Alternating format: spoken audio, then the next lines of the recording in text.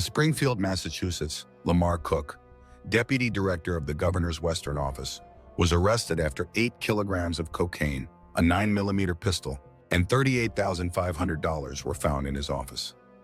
DEA and FBI investigations revealed a larger corruption network involving police officers, sheriffs, and state officials moving drugs through legitimate state systems. Over 1.2 tons of cocaine and 129 firearms were seized, exposing an organized criminal syndicate operating within public institutions. Authorities launched raids across multiple locations, emphasizing systemic infiltration and abuse of public trust. In the early hours before dawn, Springfield, Massachusetts appeared calm. Government buildings stood silent, their lights dim, their corridors empty. But behind that silence, federal agencies were already in motion. For months, the DEA and FBI had been tracking a corruption network so deeply embedded in public institutions that exposing it required silence, patience, and absolute secrecy. What they were about to uncover would shake the foundation of public trust in the state. At the center of the investigation was Lamar Cook, alleged by authorities to be the deputy director of the governor's Western Massachusetts office. To the public, Cook was a career administrator, a trusted official, a man who moved comfortably between law enforcement leaders, state officials, and community representatives. But according to federal investigators, he was also a key logistical node in a massive narcotics and weapons trafficking operation, exposing an organized criminal syndicate operating within public institutions. Authorities launched raids across multiple locations, emphasizing systemic infiltration and abuse of public trust. In the early hours before dawn, Springfield, Massachusetts appeared calm. Government buildings stood silent, their lights dim, their corridors empty. But behind that silence, federal agencies were already in motion. For months, the DEA and FBI had been tracking a corruption network so deeply embedded in public institutions that exposing it required silence, patience, and absolute secrecy. What they were about to uncover would shake the foundation of public trust in the state. At the center of the investigation was Lamar Cook, alleged by authorities to be the deputy director of the governor's Western Massachusetts office. To the public, Cook was a career administrator, a trusted official, a man who moved comfortably between law enforcement leaders, state officials, and community representatives. But according to federal investigators, he was also a key logistical node in a massive narcotics and weapons trafficking operation. The investigation began quietly with intercepted shipments. DEA analysts noticed repeated anomalies in government-cleared transport vehicles. These vehicles, flagged as low risk due to their official designation, were bypassing routine inspections. Inside those vehicles, agents would later allege, were bricks of cocaine and crates of unregistered firearms moving freely through state-protected corridors. Wiretaps, financial tracking, and confidential informants gradually painted a larger picture. This was not a street-level drug ring. It was an institutionalized criminal syndicate, allegedly using government access, law enforcement badges, and political insulation as operational cover. At 5:02 a.m., federal agents executed synchronized warrants across Springfield and surrounding counties. One of the first targets was the state office building where Cook worked. Agents entered with search warrants approved at the highest federal level. Inside Cook's office, hidden behind locked cabinets and false panels, they allegedly discovered 8 kilograms of cocaine. To investigators, over 1.2 tons of cocaine were seized across all locations, along with 129 firearms, including assault rifles, suppressed weapons, and high-capacity magazines. Federal officials stated that some of the weapons had been logged as evidence in prior cases, only to later vanish from storage and reappear in criminal circulation. Others had allegedly been transported using official vehicles with falsified manifests. Interviews with detained suspects revealed a chilling operational structure. Police officers allegedly provided escort routes. Sheriffs allegedly facilitated jurisdictional blind spots. State employees allegedly ensured paperwork cleared without inspection. Each participant only saw part of the operation, reducing exposure while maintaining efficiency. Money laundering was equally sophisticated. Shell companies registered as logistics consultants and public safety contractors moved millions of dollars through state-approved accounts. According to financial records, cash from drug sales was layered through donations, consulting fees, and community development funds before being redistributed to network members. Investigators allege that Cook's role was not hands-on distribution, but coordination. He allegedly connected traffickers with protection, ensured shipments aligned with government schedules, and acted as a buffer between criminal operators and political exposure. His position gave him something far more valuable than weapons or money: credibility. As dawn broke, arrests continued. Some suspects surrendered immediately.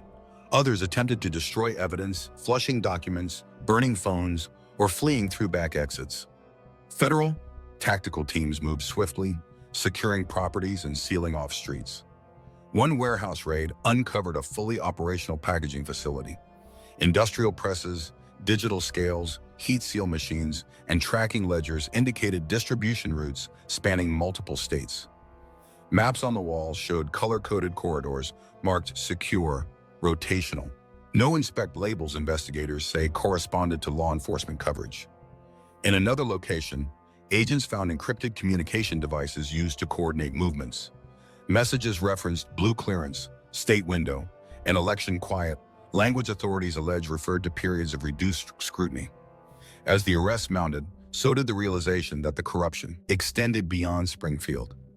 Federal officials confirmed that the investigation had active leads in neighboring states, with ties reaching into regional transportation authorities and private security contractors.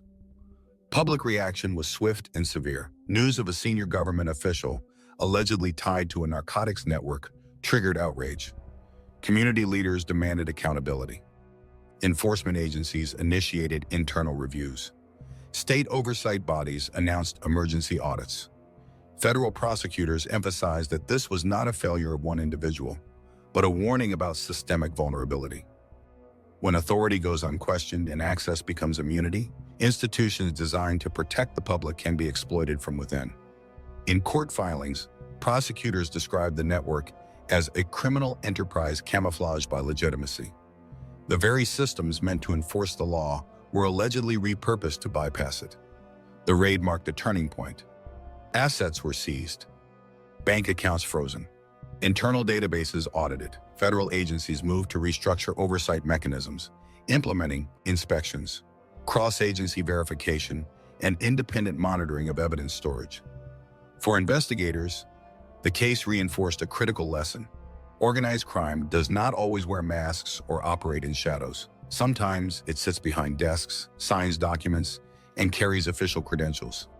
As the legal process continues, authorities stress that all accused individuals are entitled to due process. Allegations must be proven in court, but the evidence, CIA Director Jonathan P. Reeves. Both had used diplomatic immunity and positions of influence to mask an international network of drugs, weapons, and human trafficking. It became evident that these individuals had not recently become corrupt. They had spent years cultivating a clandestine empire. Coordinated raids across Texas uncovered embassies and safe houses storing narcotics, chemical precursors, and human organs preserved for shipment to overseas clinics. Hidden vaults revealed tens of millions of dollars, evidence of the staggering financial scale of the operation. The aftermath of the raids revealed a devastating human cost that communities had endured quietly for years. Families recounted loved ones who had vanished without explanation, children who crossed borders seeking opportunity, teenagers who took late-night shifts only to never return home, and workers who disappeared after meeting seemingly legitimate recruiters. These were not isolated incidents, but pieces of a much larger, coordinated criminal network that had preyed on the most vulnerable segments of society. For years, these disappearances were written off as routine, tragic, or the unfortunate consequence of life in precarious communities. Yet as investigators traced shipment records, financial flows, and encrypted communications, a disturbing pattern emerged. Medical examiner reports, when cross-referenced with trafficking routes and shipment records uncovered during the raids, revealed that deaths previously classified as natural, accidental, or unexplained were often linked directly to this sprawling criminal enterprise.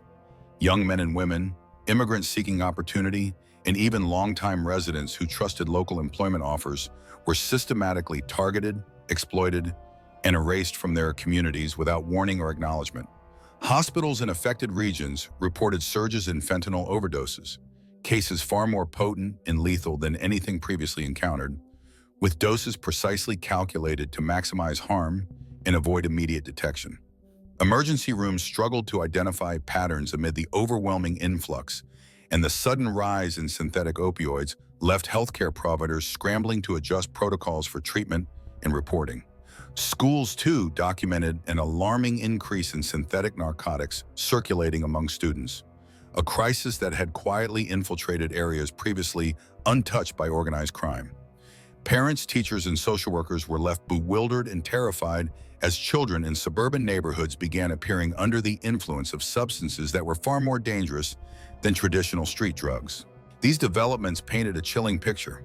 The criminal network had moved beyond conventional trafficking, embedding itself into the very fabric of communities, turning neighborhoods into unsuspecting distribution hubs, and using every loophole available to exploit trust and authority. Social services and shelters began piecing together the patterns, uncovering that many of the missing or trafficked individuals had been lured under the pretense of legitimate employment, cultural exchanges, or educational programs, only to be coerced, intimidated, or forced into illicit labor and illegal operations. The network thrived under the protection of trusted titles and institutions.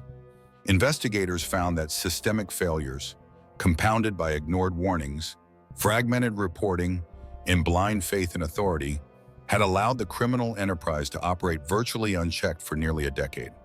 Whistleblowers, like Evan Marshall, who had initially detected anomalies in customs inspections, had their concerns dismissed or quietly buried. Evan, a low-level customs officer with no prior criminal or medical history, had noticed irregularities in shipments that seemed perfectly legitimate on paper, but were inconsistently weighed and documented. His courage in filing internal reports ultimately triggered the chain of events leading to the operation, yet his death, officially labeled a natural cardiac arrest, went uninvestigated. For years, his bravery remained unrecognized, a tragic example of the risk faced by those who question the system. The insidious nature of the network lay not only in its criminal activities, but in the way it systematically eroded trust within communities. People felt unprotected even in their own neighborhoods. Vigilance, once a shared community value, became a necessity for survival, as no one knew who could be complicit in the network. Neighbors, local authorities, or officials sworn to enforce the law. In the immediate aftermath of the raids, internal reviews were initiated across federal, state, and local agencies. Protocols spanning customs, law enforcement, intelligence, and medical oversight were thoroughly overhauled. Diplomatic shipments, which had previously operated almost entirely outside federal scrutiny, were subjected to strict weight and content audits. Interagency data sharing systems were revamped to ensure that no single report could be ignored or buried, and coordination between law enforcement and intelligence units became formalized through a series of new protocols. Medical examiners received updated guidelines to identify deaths connected to narcotics, chemical agents, or human trafficking, providing investigators with critical tools to link unexplained fatalities to larger criminal patterns.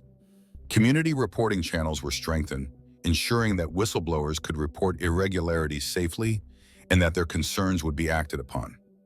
Evan Marshall, whose observations had set the investigation in motion, was posthumously recognized. Though his life was tragically cut short, his courage had exposed a criminal empire that had operated in plain sight for nearly a decade, and his name became synonymous with vigilance, integrity, and sacrifice. In Dallas, Operation Night Veil became a hallmark of interagency coordination and precision in modern law enforcement.